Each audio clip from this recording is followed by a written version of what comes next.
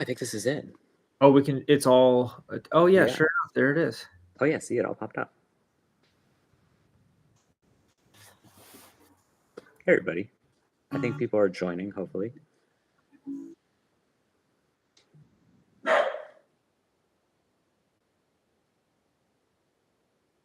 I have a corgi. I can't be held responsible for every time he barks.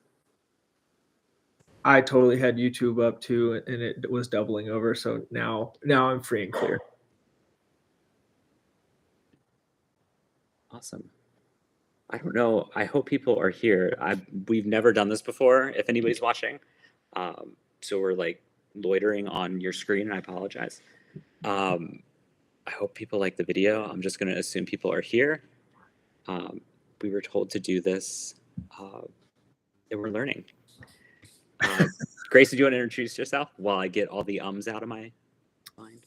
Sure. I'm Grayson. I play guitar and bass in our band. Yeah. Cool. And I'm Jason, and I play drums and more drums in our band. Fun fact: I played vibraphone once. Well, a lot actually. A lot, very much a lot. Probably too much. Yeah, we used to. We want to do a Q&A, but I'm gonna Q&A ourselves. I'm gonna make my own questions. When we first started playing live, we just had all this gear. Like we would collect gear. Grayson would collect gear from antique stores or like old vintage shops, and I would do the same. I took a lot of old gear from like my high school that we weren't using. Vibraphone was one of them, and so we brought it to every gig and ended our set with the vibraphone song called Senses. Yeah, it was great. Maybe it'll show up. Maybe we'll record it one day. Who knows? I still have it. I need to get it out. Maybe I'll get it out this weekend. Just put it on every song we've been working on is going to have vibraphone. Well, this song has vibraphone getting That's ready true. to come out. Yeah. It's true. Awesome. I see more people joining. If you have questions in the chat, we'll answer those. I met this band through the song Side of Paradise. Amazing. A lot of people have met us through the Side of Paradise, which is really funny because it's like meeting somebody when they were in high school and then they grew up. And then you're like, cool impression of me. I've gotten cooler. Well, Grayson, we got a bunch of questions from our Instagram broadcast channel. So I want to go over those. And if anybody here hasn't joined that, go to Instagram and join it. Sound good? Yeah. CNN. Sweet. You already answered a few of them last night. I got 2 answers. You did. You got excited about like licorice or something. But I'll start from the top and we'll go for it. First question we got was, any plans to tour soon? Love from the UK. We're working on making that a priority for next year. So I don't know how to accommodate all of you and go to the places where you are and play. So we've been pretty diligently practicing this back half of the year. And so hopefully, starting next year, we're going to start really hitting it kind of hard. If nobody's noticed, we've been releasing songs at a heavier cadence, which is for a reason. And that reason will we're just really bored. So that'll become more clear early next year.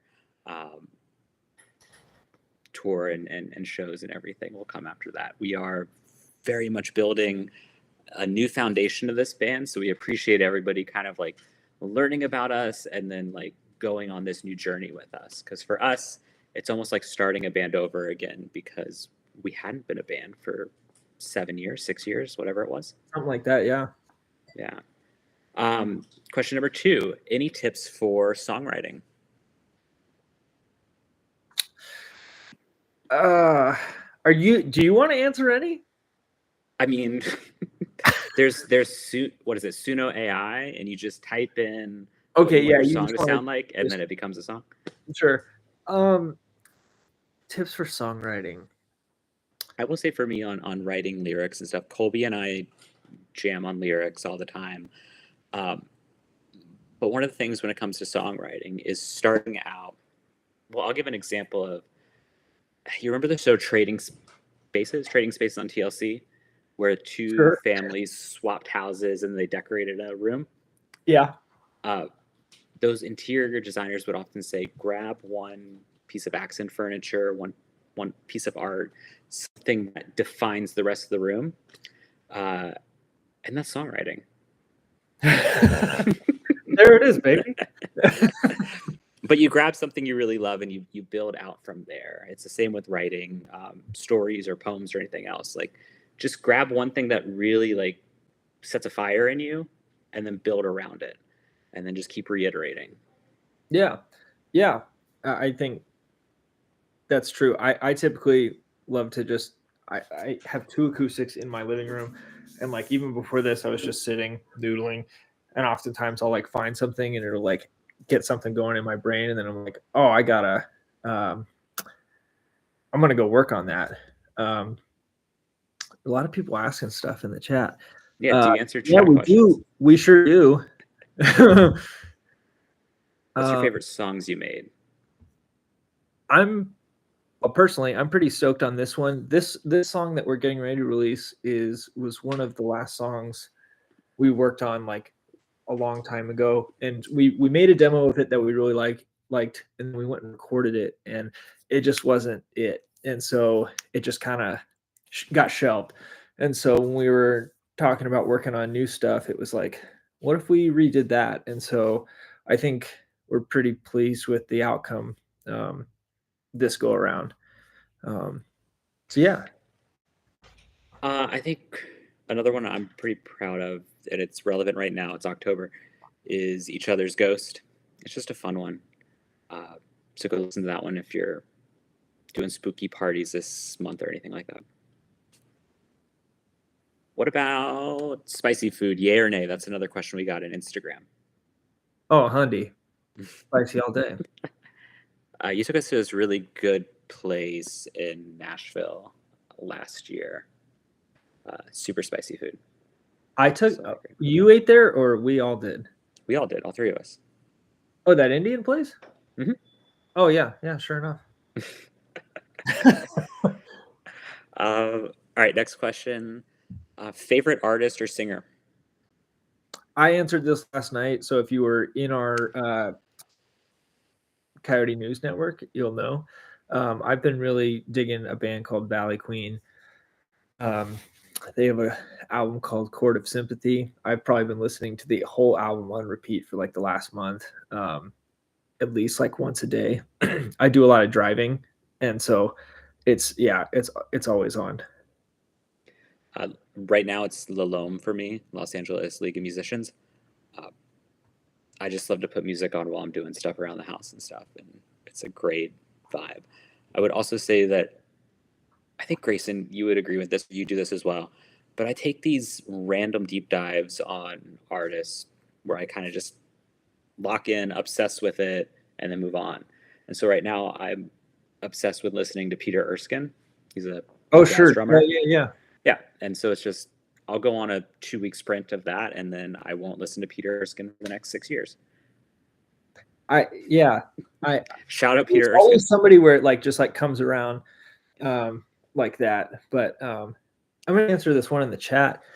So Waiting on the Weather would have been written like a year or two after Color. So it kind of would be what I would feel like is the natural progression, like growing from Color on. I'd say there probably is a little bit of inspiration from back then, but like I think we as people are always trying um, to learn and grow, and like move forward. And that's not to like get away from the past, but it's just like to continue building, because I don't think any of us want to just like keep making like the same thing. But yeah, I'd say it's like the natural progression of the band. One of the things we took, I think, throughout all of our writing from Color was the reason we called it Color, that EP, was because we looked at it as our first moment to write a bunch of songs as this band. We had all been in bands before, in middle school, high school, etc. So it was our first chance to define what we would be able to play, which can be daunting. And so we took it as these are all the different colors that we can visit as this band. And it gave us this opportunity to kind of go wide.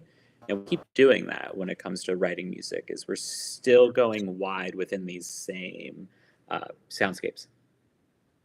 Yeah, yeah.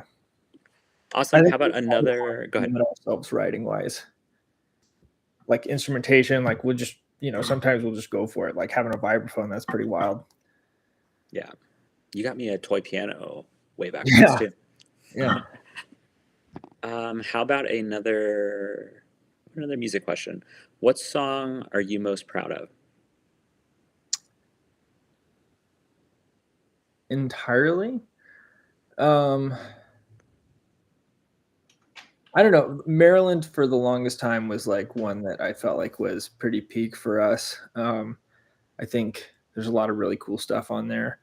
So I'll go with that. What about you? I agree with that. I think I agree with that. I think Taking Over the World is another one because it was our first time trying to like take our little sound and add production to it without messing with it too much. Sure. So I'm pretty proud of the way that we were able to balance that on that song. I think other songs we've had haven't been as successful with that balancing act. Yeah. What is a dream venue that you had to perform?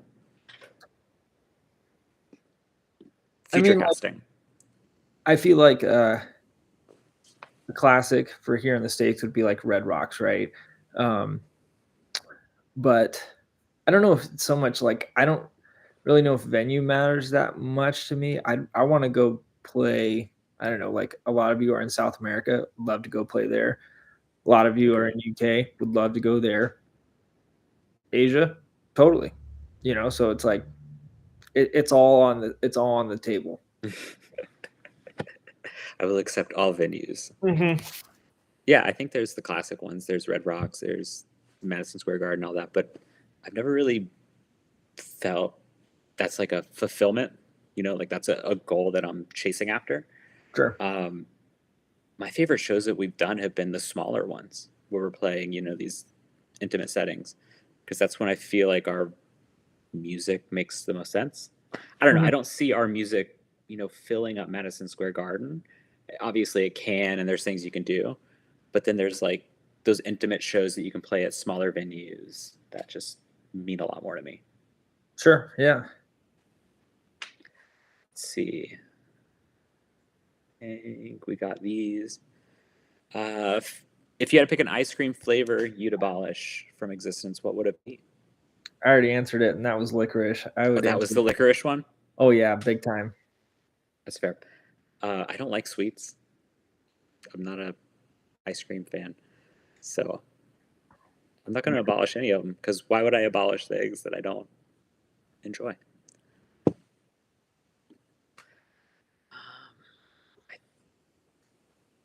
think a lot of touring, Grayson. A lot of questions here on when are we going to tour, how are we going to tour, why are we going to tour, where.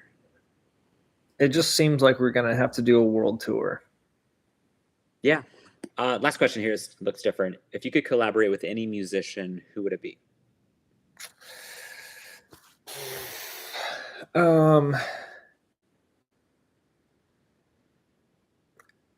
I mean, I feel like he's pretty hot right now, but McGee, I feel like production wise and like styles are just like pretty unique and pretty cool. And I think that would yield a really cool product. That'd be cool. Hot take, and maybe I was thinking about doing this on social too and talking about it, but the band Lawrence recently have been like under fire because they made this song that was very like Old Navy commercial viable, and people are making fun of it. Like this is a Target ad song, which fair criticism if that's what that artist is doing. But collaborating with a band like that has such a big roster of members, I think it'd be really fun for our band. Oh, sure. Horn section, everything, like being able to collaborate, that'd be cool. Yeah, yeah. Amazing. Um, any other things? If you're still watching this, if you watch this in the future, I'm sure it saves on YouTube. Thank you for listening to Waiting on the Weather. The more people that listen, the more we know you're listening. Like the faster we get to go play shows. So it's really exciting for us. We're working hard to try to get there and get back up and going. So thank you everybody for listening and supporting. Yeah. Grayson, any final words? Thanks again, and hopefully we'll see you in the near future. Yeah. Awesome. Thanks, y'all.